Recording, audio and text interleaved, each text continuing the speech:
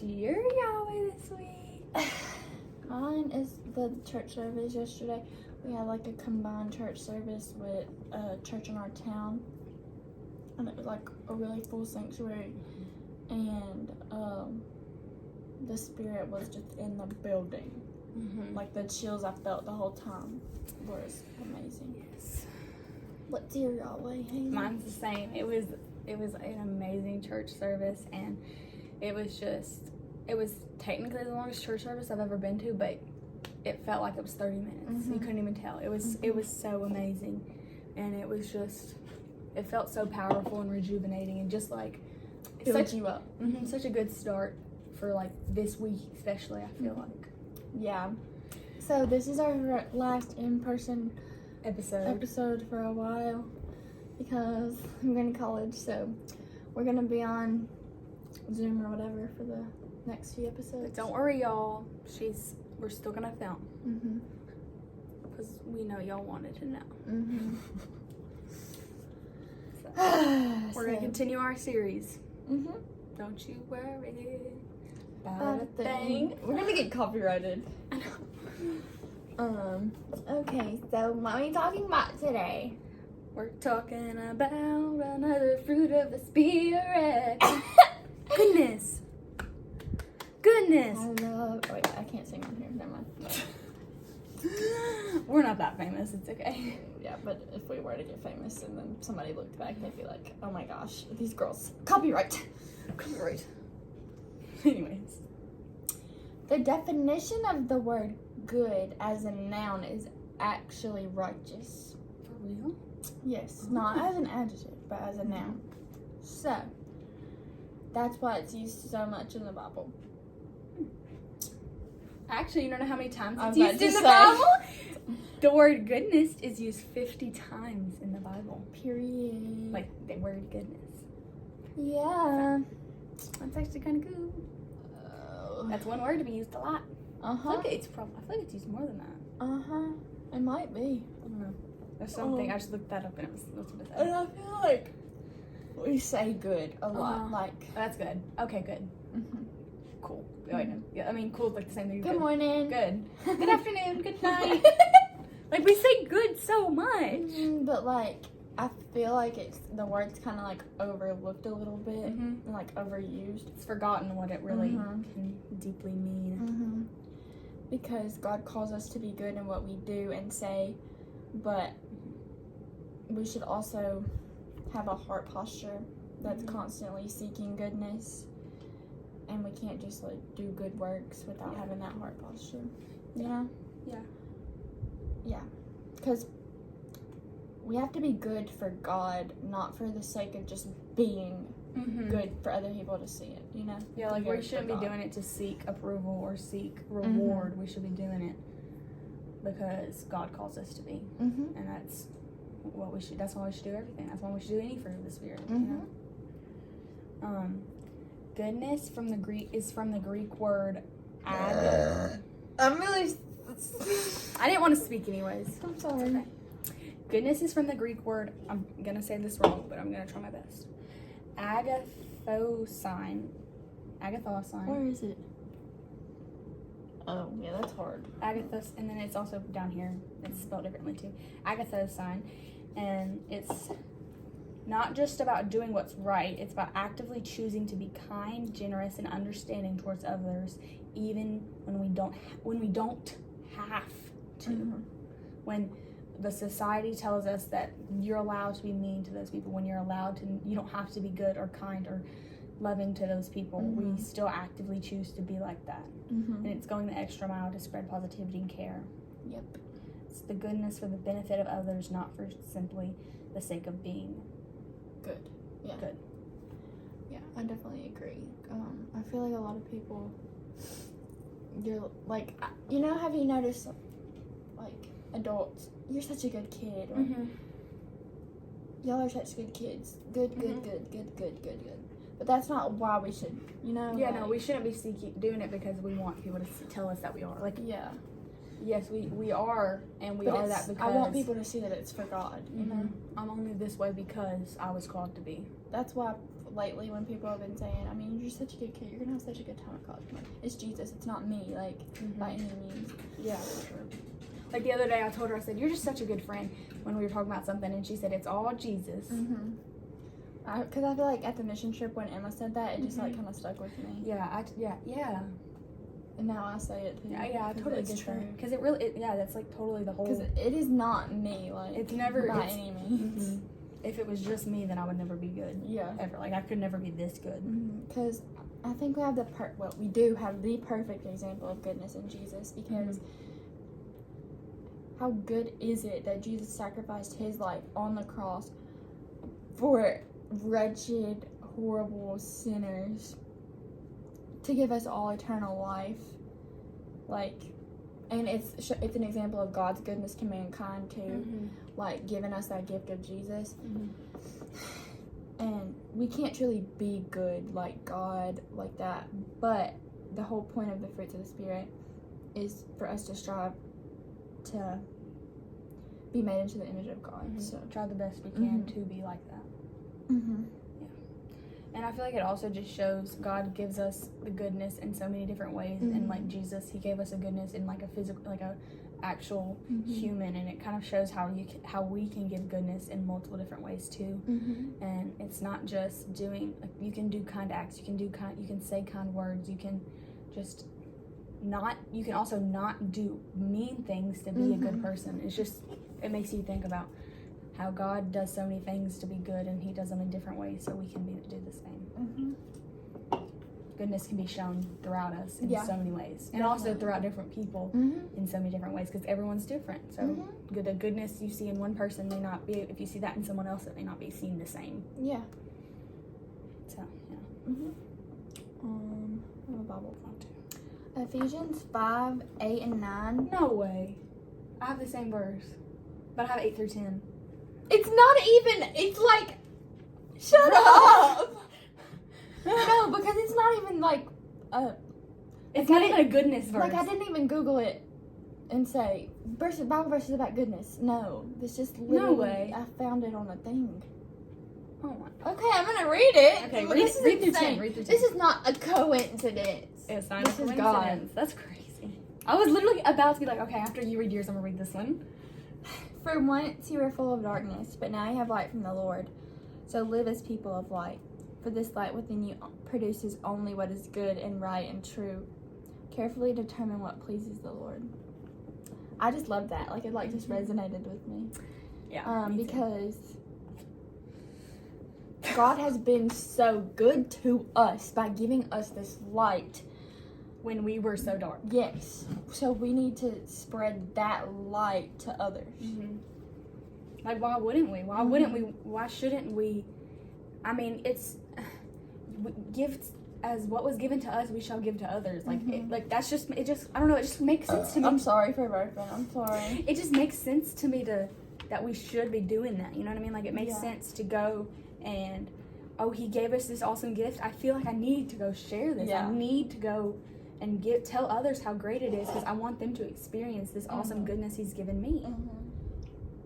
And that's what he's called us to do. Go and make disciples. Matthew 28. Period. I just have that one memorized. And I feel like a lot of people are like, this is what I say, this is what I mean when I say the word good is overused and overlooked, because a lot of people think it just means like refraining from doing wrong. But it is actually intentionally doing right. Yeah. And it's intentionality in everything we do, everything we say, everything we act on, everything should be embodying the love of Christ, period. Like, the basic refraining from doing wrong is just basic, like, it's just basic human nature of not being a bad person. The act of actually going and doing the extra mile, of going and doing more than just not doing bad, that's what makes you a good person. Okay, you didn't do bad. Everyone cannot do bad. But if you go and do good, that's what sets you apart. You are a set apart, chosen people, holy people. Yeah, God calls us to be set apart, and being good is one way we need to do that, because Yeah. we are called to be different. Yeah. We're chosen to be different. Because everyone can choose to not do the bad thing. Yeah. But not everyone wants to do the good Mhm. thing. So we need to show that example that we that's what we should be doing. Yeah, do the good thing. Yeah, definitely. Boom! Yeah. That was good. Good. Period. And like that we keep like the Bible verses are like flowing into it. Oh. Period, God. He ate that up. Okay. I have Ephesians 2:10. For we God's masterpiece. for Is that the right one? yeah. For we are God's masterpiece. He has created us anew in Christ Jesus so we can do the good things he has planned for us long ago. The good things he has planned for us. That's the other thing. Like God has this whole roadmap he has planned out for us that can take us. He has all the different, you want to go down this path, this path, this. He has all of them planned out. And he has those options he knows we can do the good thing. So make sure, we should be trying to make sure we're always choosing the right path of going down the road that he chose for us to go and do the good thing. Because he's planned for us to do that. He's planned for us to do the bad thing as well. But he hopes for us that we will do the good thing. Yeah, definitely. Because I think, like you were saying earlier about, what the frick? I lost my train of thought. Give me a minute. Oh, okay. Like you were saying earlier about how, like, we're all different and we can all express goodness in different ways. I feel like that's a good verse that highlights that because we are God's masterpiece. Yeah. And he created us this way to express his goodness in different ways. Yeah. I just really like that. Yeah, he could have created us all like little minions that all represent and do. We all go and we build the brick house all the same way and show the goodness this same way. No, he created us differently so we could show the different parts of him throughout the different parts of us as a society and show that goodness. Like we're all like different representations of the different parts of the amazing God. You know what I mean? We're It's like a big puzzle. Yeah. We're like, some of us are a part of his arm and some of us are part of his leg. And that's how I was thinking about it in my brain. And like, we're all here to like show the different parts of God himself. And we should be trying to show that the little piece of goodness that we got from God, or the big piece of goodness we got from God. And we should be trying to show that. And when we all show the goodness we got from him, it puts together the whole God and the whole goodness he is. Sorry, I got a burp again. I think goodness is, like, I know we talked about kindness last week, but I think goodness is kindness, like, multiplied. Yeah. Like, goodness is kindness 2.0, you know? Like, it's going out of your way to help someone, blessing someone, and thinking of others all the time, and not just yourself. Being selfless. Yeah. And I mean, goodness is at its nature. I think it's a direct reflection of just God himself. literally. I mean, it has the word God in it. Yo, you can't have goodness Without God. Quote that. Yeah, stamp that. I stand on that. But you can't have, it's literally a direct reflection of God himself. It is. And don't we want to like be that reflection of God and show others the reflection of God himself? Like, isn't that cool that we have the ability to reflect God himself? You know what I mean? We have the direct ability to be good and have goodness in our life, and so that means we have the direct ability to show God to others. Like, that's cool. Don't you want to be a part of that? Oh my gosh, this is so good. Don't you want to be a part of the cool, amazing world that we can live in? And don't you want to be the part of the people that are like, they were the ones that changed the world and started that goodness and loving and mercy, and we're the direct reflection of God here on earth. Don't you want someone to say that one day about you? Like yesterday, that this story about Billy Graham got brought up in church, and it was like, don't you want there to be a story about you one day? Like, okay, I just want to tell everybody this. Okay, tell them. So, there was a place in England that This No, professor. Paris. No, he It was- said He said Europe, and then they were in Paris. it's in England. I know where Eplerworth is. They were in Paris. He said Paris. He totally said Paris.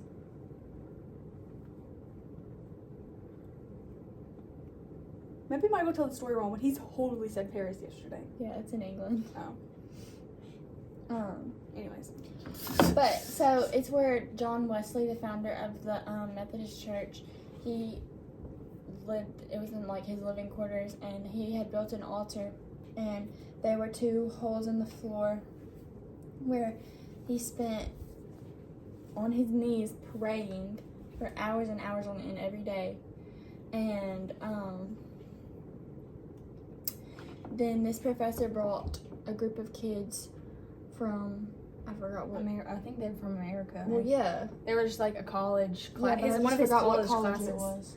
I don't know if he's told us that one. He did. I just forgot. Yeah. But they brought like a college class there. I don't know if it was a Christian college or what, but they were going through the tour of the place, and he's like looking, and they get done, and the professor's like doing a head count, making sure everybody's there, and then he realizes this kid's not there, and he goes back in, and he's praying, and was he praying for like, what was He was like, make me be the next one. Yeah. Be the next. Yeah, John he Wesley. was like, let me be the Use light me. for this generation or whatever. Like, use me. And it was Billy Graham. And y'all, was Billy Graham a light or what? Like, It was just Billy crazy. Graham was responsible for so many revivals across the world. Like, it's just insane. Like, you cannot tell me God is not When- real. When he told that story, me and Aubrey both went. Oh. When he said Billy Graham, we were both like, what? Because the story was cool nonetheless. Uh-huh. And then he said Billy Graham, and we were like, oh. It was just like Ugh, the puzzle pieces falling into place. Oh, It was just all so cool. I love God. Like, and just thinking about how God uses people and uses us to make his whole masterpiece. So like, don't you want him to use you for that goodness?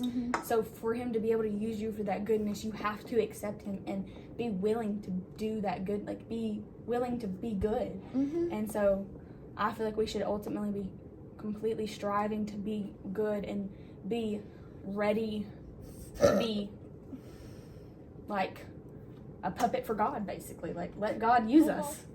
That sounds like kind of bad. But let God use us. A puppet. Red what? A puppet. Okay. Like, Yeah, yeah, like. let God use us.